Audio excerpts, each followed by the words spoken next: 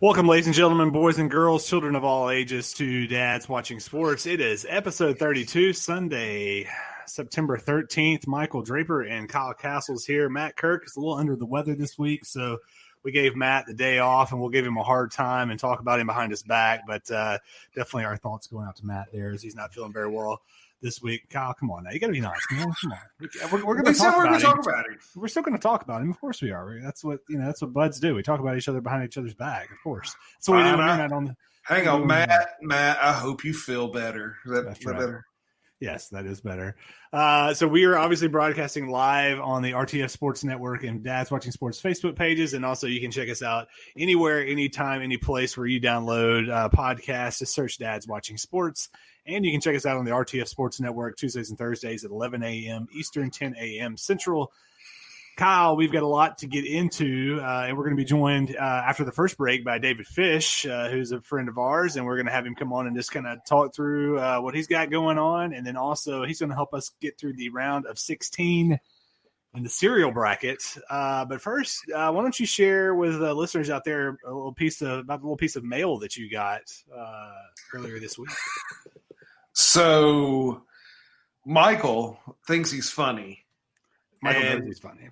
And apparently, after the show, maybe last week, he got on Amazon and sent me and Matt a box of Honey-O's, which I learned was just a poor man's Captain Crunch. A poor man's Captain Crunch that doesn't destroy the roof of your mouth. Look, Captain Crunch still tastes better. It still tastes better. Absolutely does not. You are absolutely wrong. O's got hosed in the bracket, and so I thought I'd hosed. I thought you said O's got hosed, and I was like, that doesn't matter. No, hosed in the bracket. Capping been pimping since day one, bro. Yeah, something like that. And so, yeah, I wanted you and Matt to get a little taste of the O's, but both of y'all weren't impressed, which is very disappointing. Well, we're going to get into some sports topics. There's a lot going on, but definitely wanted to bring this up as we start the show. Obviously, this past Friday being September 11th. Man, it's hard to believe 19 years after following the attacks on New York City and the Pentagon and the plane that crashed in Pennsylvania as well. And Kyle, I remember exactly where I was. I was in Miss Kay Bramlett's personal finance class. Yeah, Kay Bramlett, a name from the blast from the past. Personal finance class at Tupelo High School. And I'll be honest with you, I heard them come over the intercom and say, a plane has hit the World Trade Center. And I'll be honest, I didn't know what the World Trade Center was. I was like, I just hit a building, and I thought maybe a commuter plane. And it turned out it kind of rocked our world upside down. Any thoughts about the 19-year anniversary and just everything that's been going on and just in remembrance of? Yeah, I mean, we were in the same school. I was in Coach Mack's anatomy and physiology class. Nice. I actually tell my story every year at work. This year, I teach seniors, and this year my seniors were born in 2003, 2004. 2002, 2003, excuse me. So we're talking about, kids that, I tell them, like, we see all this stuff on social media about never forget. And I looked at them and I said, but how are you supposed to not forget something that you don't remember anyways? Yeah. Which I think is interesting. And so what I try to do in my classroom is give them, and I have different ways I do this, but give them, a sense of that emotion that we all felt that day. And my class gets intense. I mean, this year I didn't have as many because I didn't get as intense because of everything else that's happening in the world. But I had 4 people crying throughout the day. 3 of them were me, but last year I think I had 11 or 12, and I not counting myself, 11 or 12 students that were crying just because like I was trying to get them to understand that like the only way it's remembered is if there's emotion. Like I can say December 7, 1941, and like Pearl Harbor, we know it was awful, but it doesn't have that same, gravitas that 9/11 does. Yeah. Yeah, I mean, it's 9/11 is definitely one of those days. It's 9/11. It's the day that Kennedy was assassinated. It's Pearl Harbor. Maybe D-Day as well. That people, if you were alive, you know exactly where you were. There were so many iconic moments that followed that. I think the one thing that we can all rally around is the fact the American spirit was never brighter than it has ever been on 9/11 and 9/12. But in a sports world, a couple of things I wanted to hit on. If you remember, one of the most powerful moments that I've ever witnessed in sports was the 2001 World Series, the New York Yankees, the Arizona Diamondbacks, and I believe it was before Game 3. And George W. Bush, then President Bush, came out and threw the opening pitch. Of course, W throws a perfect strike, and the place just goes bonkers. And man, I mean, you're talking about just a huge moment and just a huge adrenaline and emotion. And that's what we needed right then and there. Of course, he had bigger moments than that. But from a sports standpoint, the Yankees, New York's team back, every player in that stadium wearing a FDNY or NYPD hat. It was just amazing. And then I actually had the chance to go to the first college football game following 9/11. It was 10 days later, South Carolina at Mississippi State. And it was kind of the same thing, man. It's just a lot of raw emotion. The SEC went back and forth on whether they were going to play that upcoming Saturday. They finally ended up deciding not to after everybody else canceled. But man, just a raw emotional time. And, now as we're in all the stuff that we're in now, it kind of takes you back and says, man, could we all rally around each other the way that we did those few days after 9/11? Yeah, I've seen it in a bunch of different places. There's the thing about what we need America to get back to September 12, 2001, and things would obviously be better. Well, Kyle, one thing that we did get back to was football. It had been back in a little bit of ways over the past couple of weekends, but really this weekend was really the big weekend for football. The college football had some of the big conferences, with the Big 12 and the ACC kicking off, and then obviously the NFL kicks off this weekend. So just out of college football Saturday and then NFL opening Sunday, what are maybe some surprises you saw, some disappointments, some letdowns, some of the best games you saw? Just give us a quick little recap there. Yeah, I mean, I'm going to say 3 games, but I'll cheat and make it 4 for best games of the weekend. The Bears-Lions game. Yeah, that's what I had too. Yeah, I'm on YouTube TV, and they just got the NFL Network this weekend, and I think they're giving me like a free weekend or something of NFL Red Zone, and so I was watching that for the early afternoon games, and Bears-Lions game. Bears are down 23-6 going into the fourth quarter, and then rattle off 21 straight to end up winning that game. Trubisky, 4 touchdowns. That a boy. He went off, and then the Packers-Vikings game was fun. 900 yards of total offense. Mr. Rogers throwing for 4 touchdowns. That one was fun. And then, my cheat is the Arkansas State, K-State, and Louisiana, Iowa State. Not a great Saturday for the Big 12. No, not at all. But we love some upsets. Yeah, we do. And you didn't even mention with the Big 12, if you call it the late night game on Saturday night, Les Miles and the Rock Chalk Jayhawks of Kansas lost to Coastal Carolina. Coastal Carolina was up 28-0. Kansas battled back, I think they got it within maybe a touchdown or two, and ended up losing that game. But not a good way to start things off for Les. The Mad Hatter, a lot of people thought he might be able to get that thing turned around. It doesn't look like in year 2 he's anywhere near that. Speaking of turnarounds, one of the biggest disappointments I had for opening weekend from a college football standpoint, Florida State. It seems like everybody's just kind of waiting on Florida State to come back and be back in the fold. They had such a dominant stretch from, early 90s until really just a couple of years ago. And now they have fallen off the wagon. Willie Taggart didn't work out after Jimbo Fisher left, and now they've got Mike Norvell from Memphis, and they lay an egg and lose to Georgia Tech at home, and Georgia Tech is not a good football team. So Florida State, I mean, do you think in the next – do you think Mike Norvell gets it done and gets Florida State back? Norvell's a good coach. For everything I can tell, he seems to He seems to know what he's doing. He's won where he's been. So yeah, I think he's got a chance to turn it around. I think he was kind of left with some pretty bare cupboards, to be honest. And I think he's going to have to fix that. Florida State needs a capable quarterback, and I don't think Justin Blackman is that guy. But it's I hope so. I think football's better when certain teams are at the top. Yep. I think Michigan and Florida State, Alabama, Notre Dame, even Ohio State, USC out west, like those teams, when they're at the top, it feels like college football, right? Nebraska needs to get back there. Texas needs to keep building. Sam Ehlinger had a heck of a game.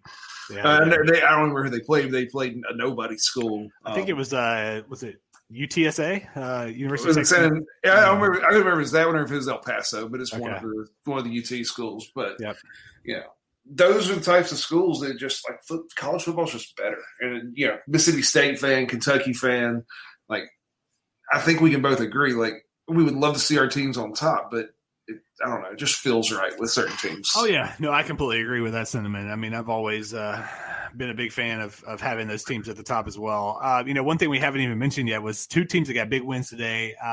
Jacksonville, who is now the leader in the AFC South, at least for the next 24 hours before the Titans play. The Jaguars pick up a win today, and then the Washington football team, Kyle, 1-0, knocking off the Eagles. I'm telling you, man, the Eagles, it seems like their fans, ever since they won the Super Bowl, their fans are like, oh, yeah, we're coming back. We're going to be good this year. Wentz is going to be our guy. We're going to move forward. And then they come out and lay an absolute egg. It wasn't Carson Wentz. It wasn't Carson Wentz that won a Super Bowl for him. It was Nick Foles that you got rid of because you thought Carson Wentz was the guy. Like, I don't want to hear any more about Carson Wentz, Dak Prescott. There's one that is clearly better, and it's not Carson Wentz. And I'm a State fan, and I get it, and you probably can call me a homer, but, like, there's no comparison between the two. Yeah. Well, the Washington football team picked up a win. I'm very excited. You and I were talking about before the show. Hopefully if they have a good season, man, they have to roll with the football team as the nickname.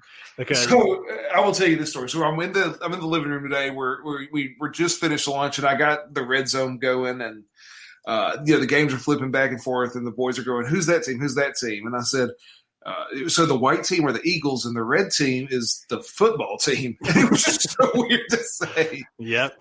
Yeah, absolutely. It's very strange. So Michael Draper, Kyle Castle's here. We're going to go to break here in just a few minutes. Before we do, we'll get into some NBA talk. But also coming up after the break, we've got David Fish, who sends us a message saying excited to be joining the show at 8:45, and we're excited to have Fish on. So he'll come with us after the break. We're also going to hear from Mr. Kirk during the break. As Matt, Kyle, you remember we did our our NHL lottery team, and Matt lost the NHL with his Coyotes losing, so he had to record a commercial, and so we will hear from Matt during the break because his commercial will have its broadcast debut, and maybe we'll even talk a little bit about it and rate it after the commercial break. But let's get into some NBA head coaching changes. Towards the end of the show, if we have some time, we'll hit on the playoff matchups as we've got them kind of wrapping up. But NBA head coaching changes. Billy Donovan is out at OKC. He and them just kind of decided to part ways. And then it came out today that it looks like Mike D'Antoni is not going back to the Houston Rockets. So you've got two head coaches of teams that made the playoffs not going to be brought back by their teams or choosing not to come back. What are your thoughts just on either those two coaches or those two openings? Where you think maybe the coaches might land and some of that stuff? Yeah, so the D'Antoni thing, so new. I don't have a ton of thoughts there. I'd like to see somebody that's got a little bit of defensive, kind of a defensive first guy go in there because they got plenty of firepower, play a little bit of defense, and who knows what that Rockets team could do, right? Yeah. I think if they do that, they're going to have to go out and get a little bit bigger. As far as Donovan goes, I think he's going to stick in the NBA, probably end up in Chicago. I think that's where all the kind of the smart money is. But I'll tell you what, here's what I think he should do. Get out of the NBA. And I know he doesn't like to recruit. That's why he got out of Florida when he did. So I think if he could get out of the NBA and go to some place that essentially recruits itself, I'm thinking Duke, I'm thinking North Carolina. There's two places with, aging, I don't want to say they're old, but aging head coaches. Yep. And cut you off here. I hate to cut you off, Kyle. We've got to get to a break, but when we come back, we'll get your thoughts on that. When we come back from the break, we'll let you finish up there. But we'll be right back, and here is Matt Kirk's commercial. We'll be right back. Hey, guys and gals, Matt Kirk here. You're a big fan of our show, so you know I was gifted the Coyotes as a part of our NHL team lottery draft on Dad's Watching Sports. The Coyotes mascot somehow changed to Wile E. Coyote and just blew everything up for me. So here I am. I'm making a commercial, and I'm telling you how great the Tampa Bay Lightning and host Michael Draper are. What kind of a mascot is a coyote anyway? It's just the lame stepbrother of the fox. The only successful coyote in the history of the world is Kilmer's Coyotes and their 22 district championships. Anyway, congrats, Michael. And now we're back to Dad's Watching Sports.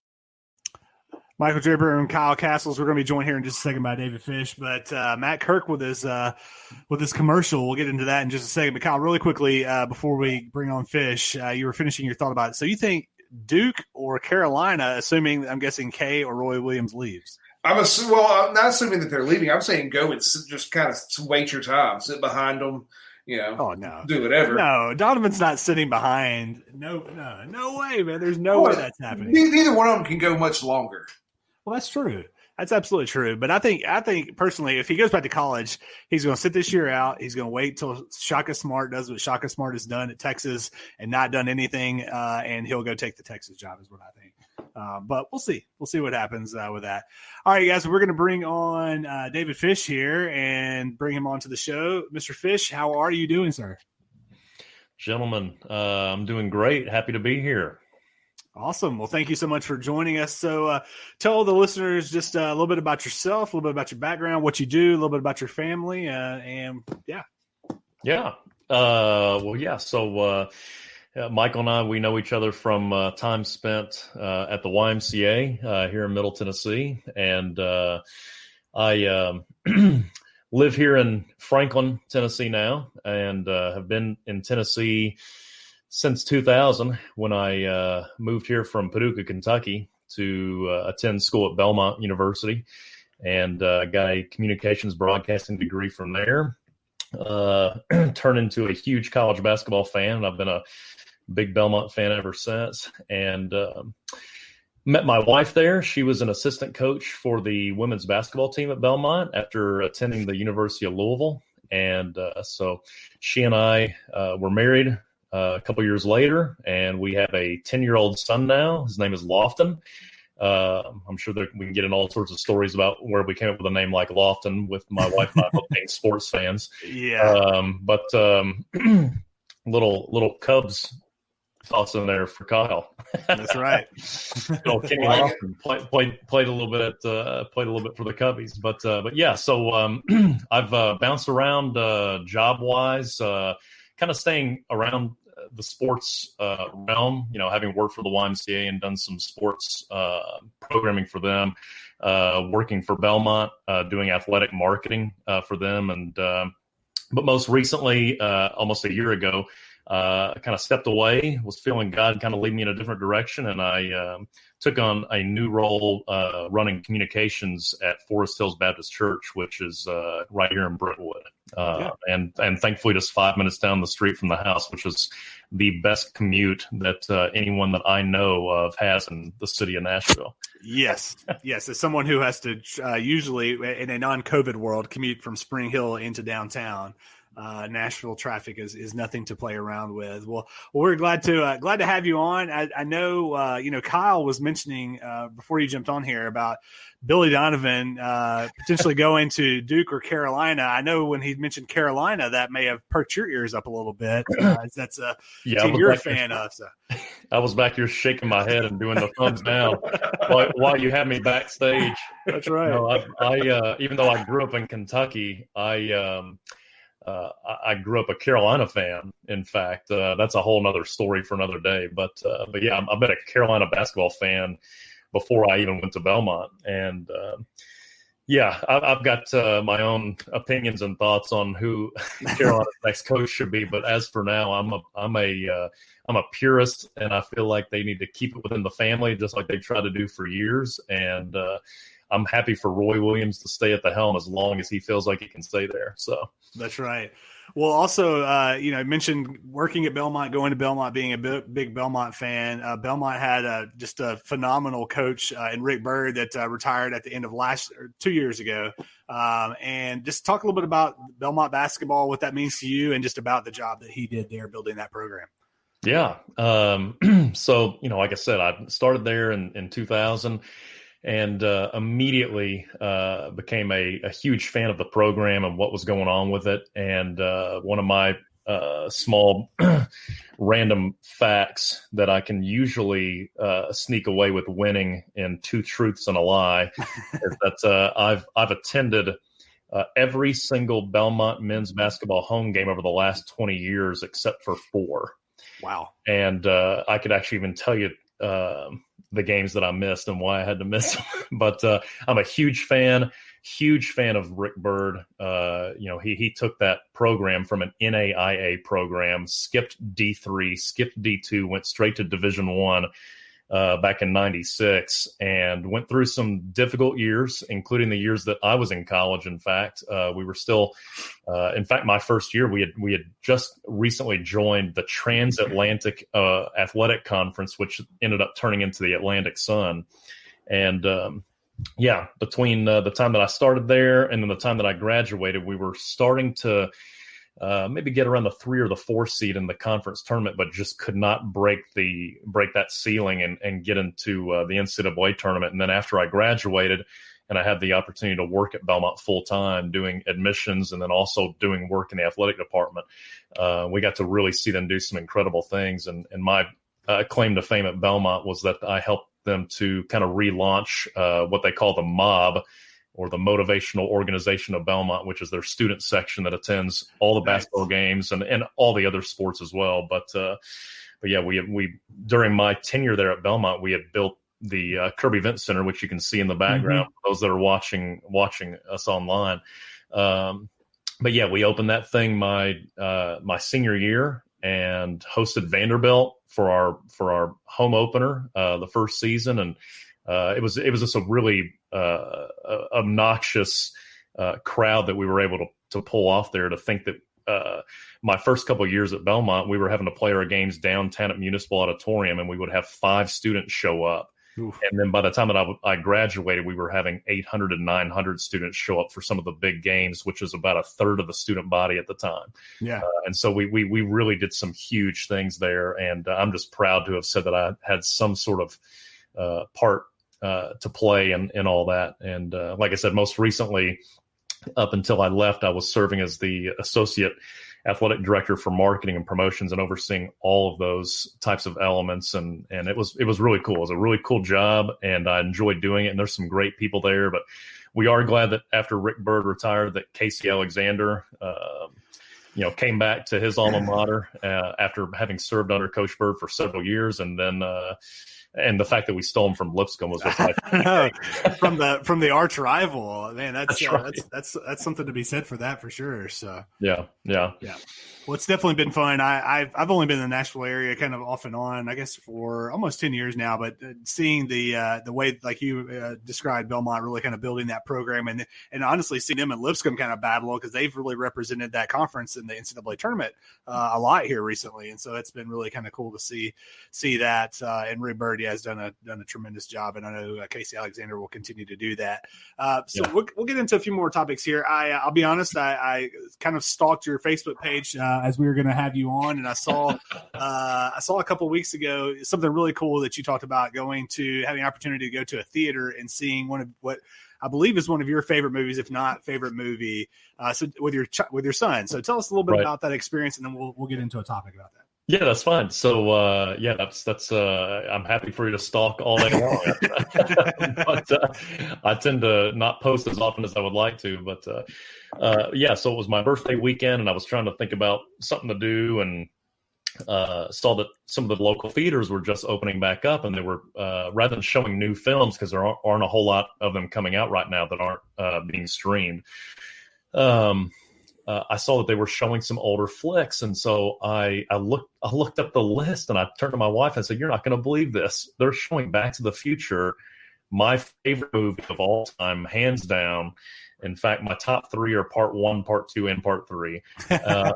And they were showing that, and they were showing also The Goonies, which is another classic 1985 film. Oh, yeah. And so I talked to my wife, and I said, I'm just not sure if Loft, and I've been the bubble wrap parent that has tried to screen everything that he watches, and I've got a full list of 30 films that I swear that as a dad I need to show him by the time that he leaves my house. And goes to college himself. But yeah, we got tickets. It was $12 total for the two of us to go over to the Green Hills Theater. He was super excited, and because he's heard me talk about the movie for years and kept saying, "Nah, you're not ready for it yet. You're not ready for it yet." But we went in there. There were only 10 people in the whole theater, so we felt completely comfortable taking off our mask. And yeah, we enjoyed it. And he actually rated it a 9 out of 10, which made me even more proud as a dad. Nice. I had never seen the movie in a theater as many times as I've watched it.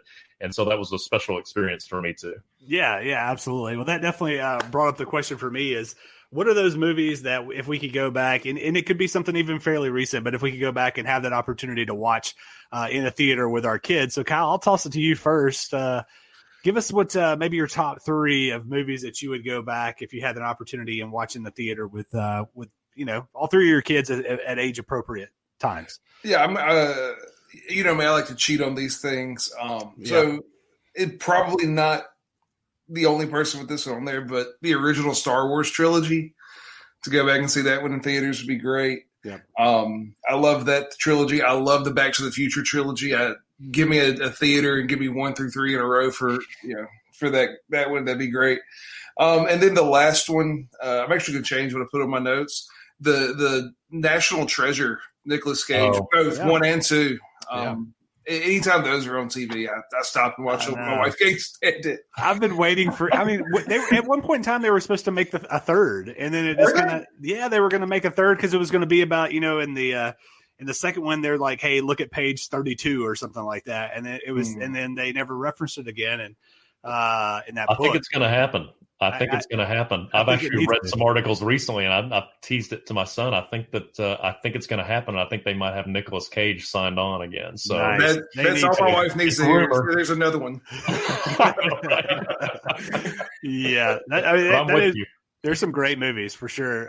Fish, what about you? Any others other than Back to the Future 1, 2, and 3? Well, I mentioned Goonies. I would not put that in my top list, but it happened to be at the theater, so I took my son to the movie theater twice in one weekend, and we saw 2 great films. But I tell you what, one of the ones that I think is one of the top ones that he hasn't seen yet that I'm really excited to take him to see is oh gosh, why is the name of the movie escape my head? Denzel Washington, football coach. Remember the Titans. Oh, Remember the Titans. Yeah. So, oh my gosh, to be able to take him to see that in a theater, I think would be pretty powerful. So, but yeah, I'm a huge fan of that one, and I think that's one of my wife's favorite films too. So that will probably be a full family affair.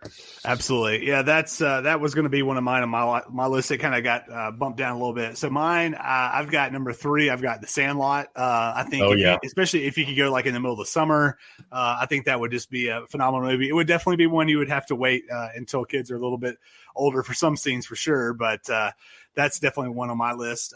Number 2, I've got just because I think this movie at the time kind of just really transcended these type of movies. I've got Jurassic Park. I thought it's a great movie, and so again, at an age appropriate time where they're good to see a guy getting eaten by a dinosaur off of the toilet. But I love Jurassic Park, so I think that would be good. And my son loves dinosaurs. And then number 1 is actually, I'll be honest with you guys. So last night I was it was about 10:30. And I was like, man, should I go to bed or do I want to watch some TV? So I just started flipping around a little bit. And I didn't even realize that we get a channel called the BYU Network. And on the BYU Network last night, they were playing Rudy. And I caught it probably 15 minutes in and had to watch the entire movie. So I've got as my number 1, Rudy, because it's such a good inspirational story. That's a good one.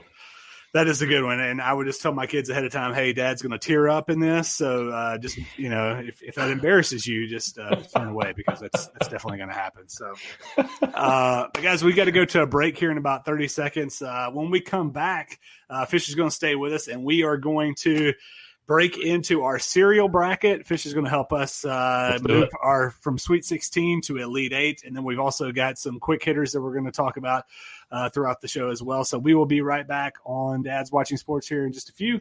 And we'll be back with Michael Draper and Kyle Castles and David Fish. And Kyle, when we get back, maybe right off the bat, maybe we'll give our ratings of Matt's commercial because we'll do that. So, but when you check out this break, check out who's coming and join us next week. Do the Titans have a miracle left in them in what has been a magical season to this point? Pitches it back to Wycheck. He throws it across the field to Dyson. He's got it. He's got it. 20, 10. He's got it. End zone. Touchdown Titans. There are no flags on the field. It's a miracle.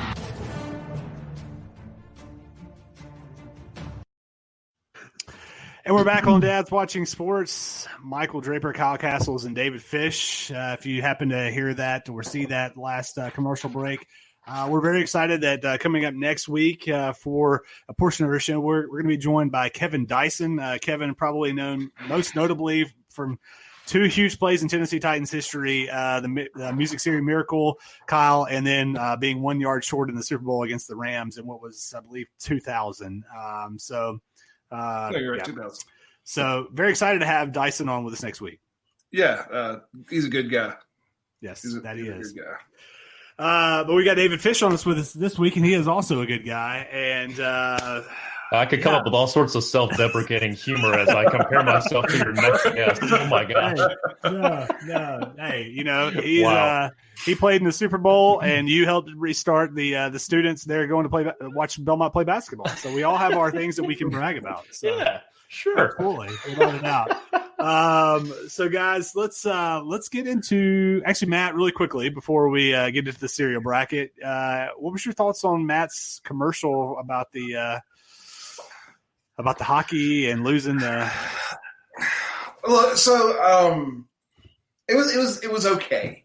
I thought that the point of the commercial was to talk good about the whoever it is that went the furthest in the competition, which he gave a shout out to me a little bit, but he basically ran down the Coyotes instead of building you up, which I thought was the whole bit.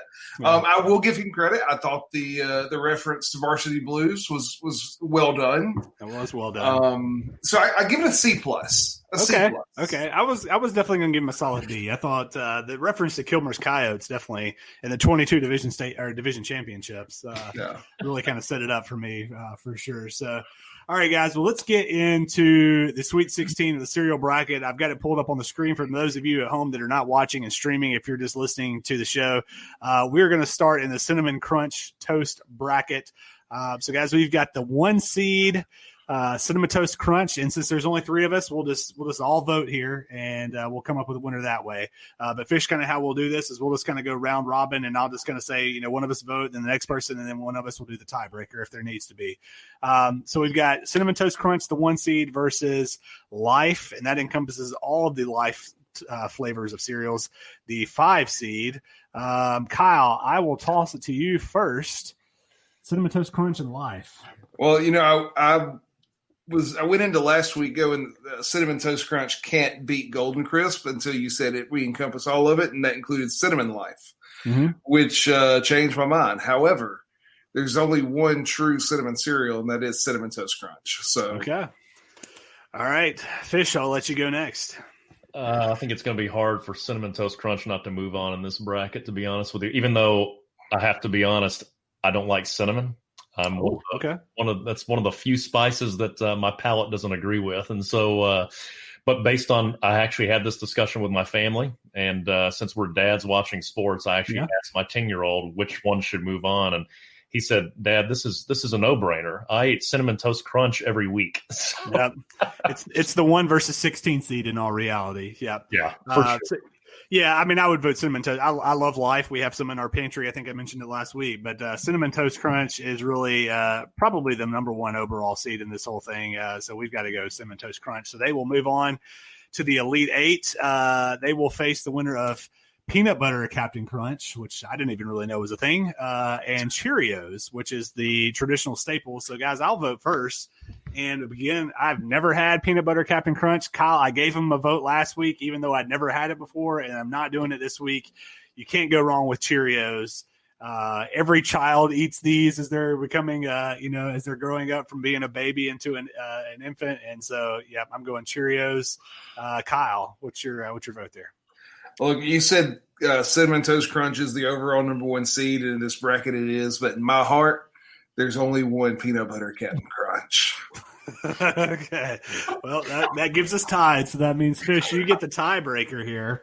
And I know, like any good, reasonable adult, you're going to pick the cereal that is the best one. Wait. Did you see that subliminal messaging? He said, "I know you're going to pick the cereal." That's right, Mr. Fish. I just want to point out, if you look at Michael, he's not very large. I am. And I love me some peanut butter Captain Crunch. There's got to be one that's better than the other.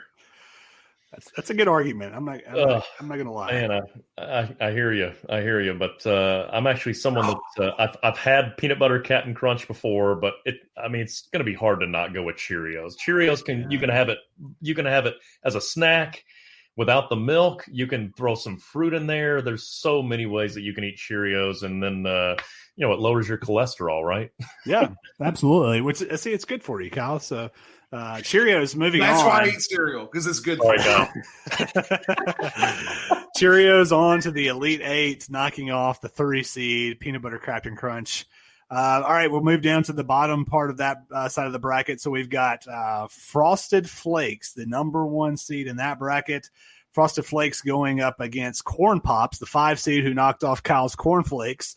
Even if you throw sugar on them, Kyle, those Corn Flakes, they didn't make it into the round of 16. So they're going up now. Corn Pops is going up against the actual flake if you threw sugar on it, which is Frosted Flakes.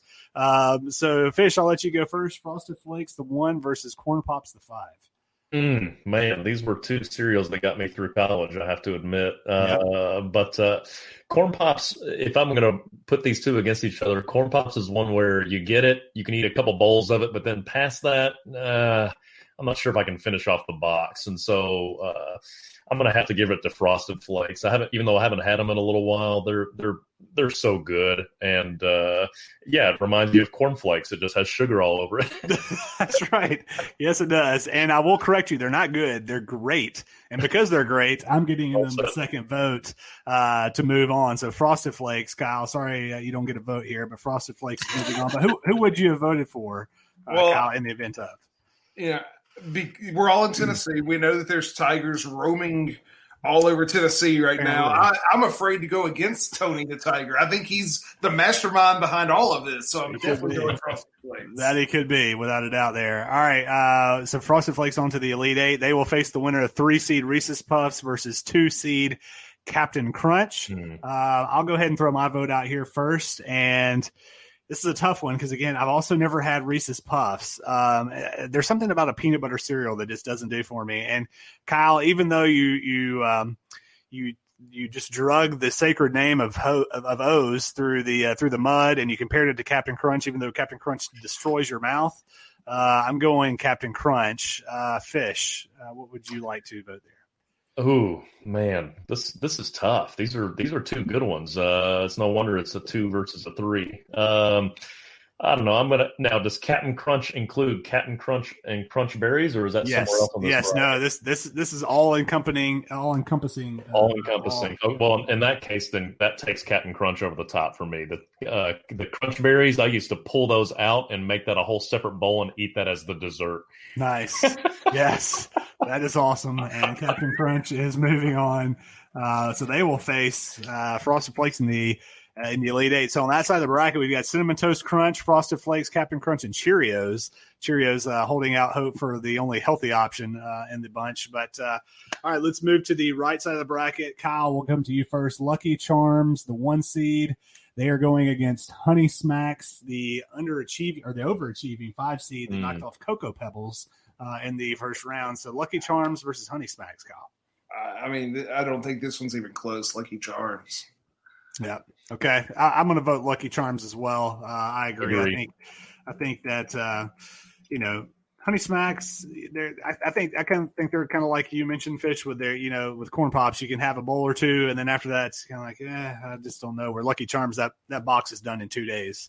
In fact, I've got a box of Lucky Charms I just finished off today. So. Nice. Yeah, I appreciate you doing your homework. That's awesome. All right, so we'll stay in that side of the bracket. Apple Jacks, the 3 seed versus Fruity Pebbles, the 2 seed. Fish, I'll let you go first here. This is a good matchup as well. Ooh, this is good. I mean, Apple Jacks, if I'm not mistaken, I haven't had them in a long time. Doesn't Apple Jacks also have the cinnamon in it? So for me, that might be a strike against just because of that. But on this one, I'm just because I'm not a cinnamon fan, I've got to go with the Fruity Pebbles. Okay, Kyle. Yeah, see, I'm not a fan of the fruity cereal, so give me the Apple Jacks. Oh man, so I get to break the tie here. Oh man.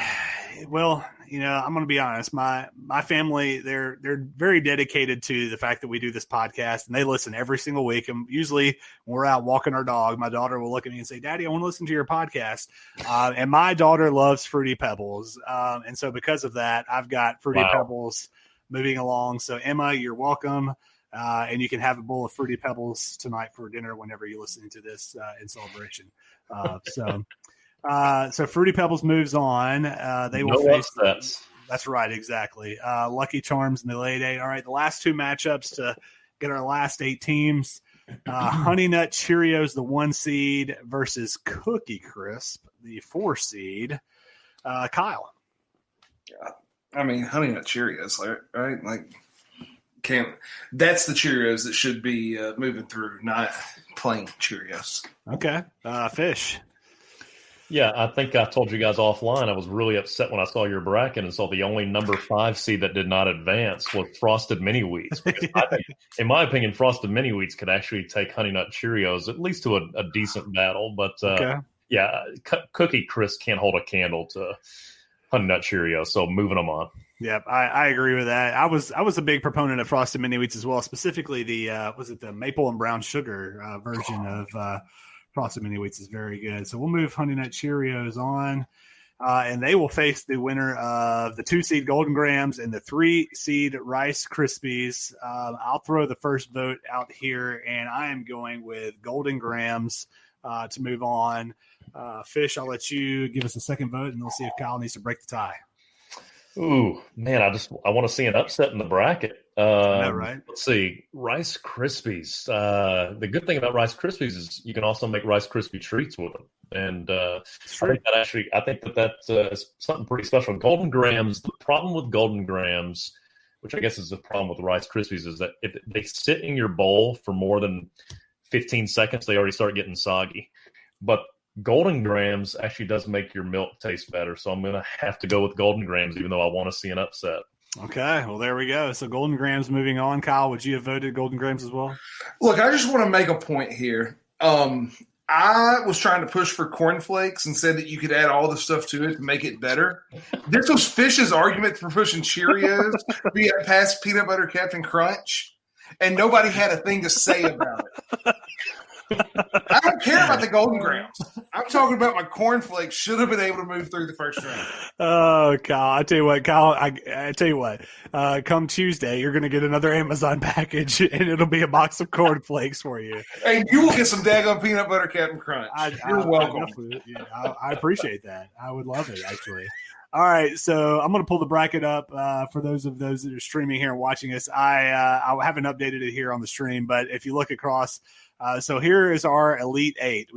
We're chalk across the board. We've got 1 seed Cinnamon Toast Crunch against 2 seed Cheerios, 1 seed Frosted Flakes against 2 seed Captain Crunch, 1 seed Lucky Charms against 2 seed Fruity Pebbles, and then 1 seed Honey Nut Cheerios against 2 seed Golden Grahams. So Kyle, completely chalk in the cereal bracket, which is a huge change from our sports movie bracket that we did a couple of months ago, where we had upsets all over the place. Yeah. you still don't know what's good and what's not. Like, I'm going to have to just sit you down. I'm a teacher. I have to teach you these things. Man, I don't know. I'm a pretty big cereal fan. I dabble in a lot of different types of cereal, and I feel like I have a very sophisticated palate. And that palate does not appreciate peanut butter cereal that a kid eats. That's what I've got to say about that. So I'm sorry. I didn't realize you were so mature in your cereal eating. That's right. You came off so condescending. No. All right. So we're down to the Elite Eight. We'll finish that over the next couple of weeks, and we'll crown a champion in that. And Fish, if we have any ties or tiebreakers going into the next few rounds, we'll reach out to you to see if you can help us break those ties. Okay. I'm happy to help. To move on. All right, guys. We're going to go into our quick hitters here. Quick hitters. Kyle, you like that fancy new graphic that we threw up there? Hey, I'll tell you what, you've been putting some work in this week. I have, man. It's been good. So we're gonna go into quick hitters, but we do have quite a bit of time left, so they're not gonna be too quick. Guys, we didn't mention it on last week's show, but I thought we should definitely mention it. John Thompson Jr., legendary coach at Georgetown, one of the probably top 10 college basketball coaches of all time if you look across the board, passed away. His son, John Thompson III, coached Georgetown for a long time after that. Now one of his former players, Patrick Ewing, is the coach there. So just definitely wanted to send our thoughts and prayers out to his family during this time. And it's, there's been a lot of talk about kind of where he falls in the ranks of coaches and his players coming out and talking about him. But Kyle, when you think about John Thompson Jr.'s career at Georgetown, the things he accomplished and the players that he coached, anything that stands out or any players that you feel like maybe stood out above the others? Yeah, I mean, I think he's got two huge names, right? Patrick Ewing and Alonzo Mourning. Alonzo Mourning was one of the reasons I started really enjoying watching Miami Heat basketball. It was right there during the Jordan era, and I hated teams that were growing up. I hated the Braves because everybody liked the Braves. I hated the Heat and the Bulls because everybody liked the Bulls. So there's a reason I went to the Heat, and that was solely because of Alonzo Mourning. So the other thing that I really know about John Thompson Jr. is I forget the guy's name, but. And I don't know if you know this. John Thompson Jr. stood up to the biggest drug lord in D.C. who had had connections with Patrick Ewing, and I forget the guard that Ewing played with. I forget his name, but he got into contact with them, and Coach Thompson called that guy into his office and got in his face with his finger in this drug lord's face that had no problem killing people, and got away with it. Yeah, I did not know that. I'd never heard that. That's pretty remarkable when you think about it. And that's just a testament to the just the overall figure that he was to be able to pull that off, and to do that and to do it successfully. Fish, what about yourself? Any thoughts on John Thompson? Yeah. So, I mean, I was doing a little bit of research, and really, there's 4 players here that you're talking about that played for him. I think they're can be in the conversation. You got Ewing and Mourning, but then you forget that Mutombo played for him, and then you've got, of course, Allen Iverson too. And so both Ewing and Iverson were number 1 draft picks. And so I don't know, just for sake of argument and just kind of mix things up, I would actually go with Allen Iverson. I think he was a fun player to watch. My son is starting to get old enough now where he's starting to play a little bit of 2K20, and I've had him throw Iverson onto some of his all-star teams that he's building, and he really likes playing with him just because of all the skills and the crossover. And Iverson's just was such a special player. And to be able to coach him and to be able to handle that personality, I think is something pretty special that not too many coaches could have done. Yeah.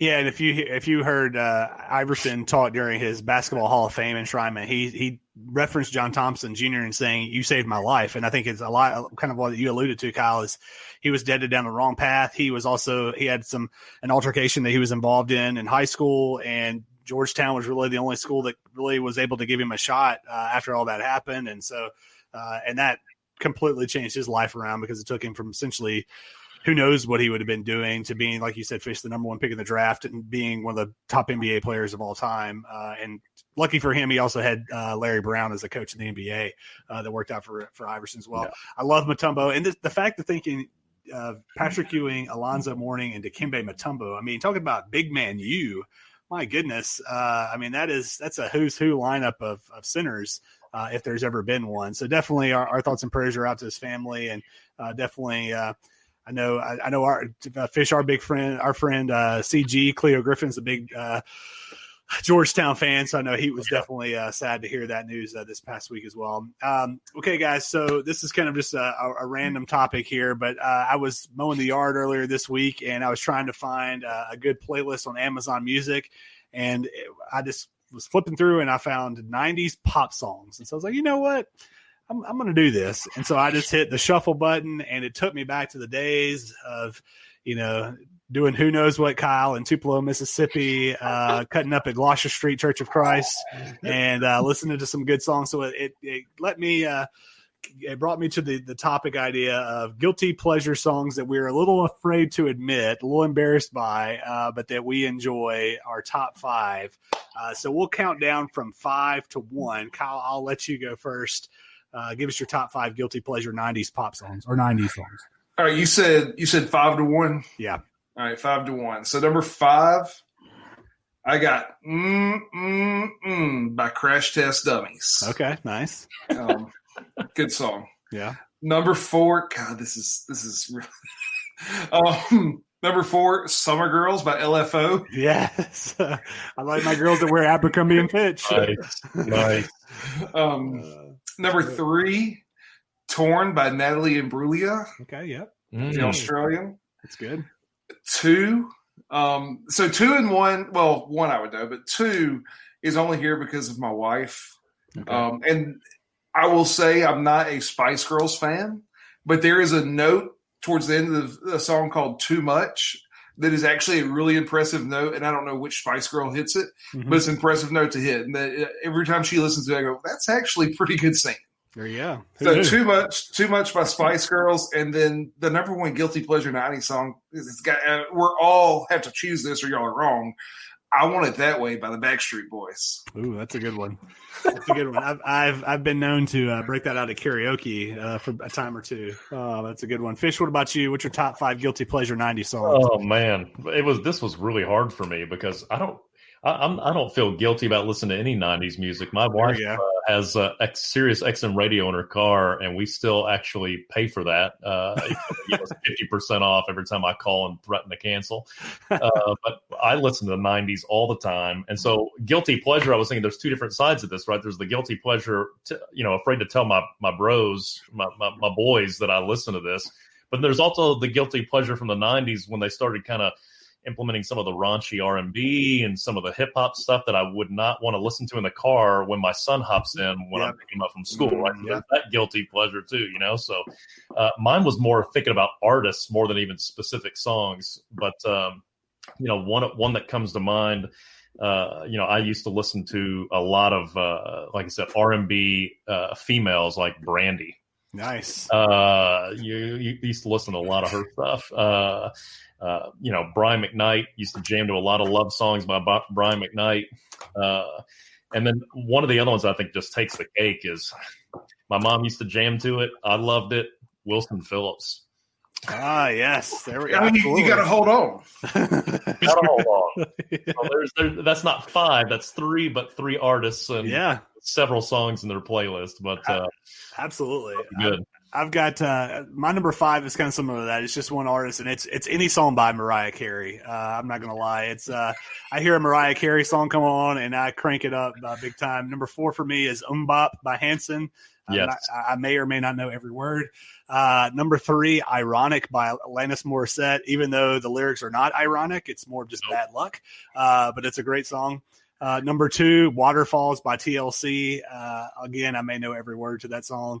And then number 1 is It's Gonna Be Me by NSYNC, which is just a phenomenally terrible song, but I love it. Guys, we've only got 20 seconds here before we got to wrap up. So, Fish, we'll have to skip the rest of the topics. But thanks so much for coming on. We really appreciate it and have enjoyed it. And we look forward to having maybe you on again soon. Appreciate it, guys. Thanks a lot. It's been fun. Absolutely. Well, this has been Dad's Watching Sports. Michael Draper and Kyle Castles. Matt, we hope you feel better, buddy, and we will be back next week. Y'all take care out there. We'll see you.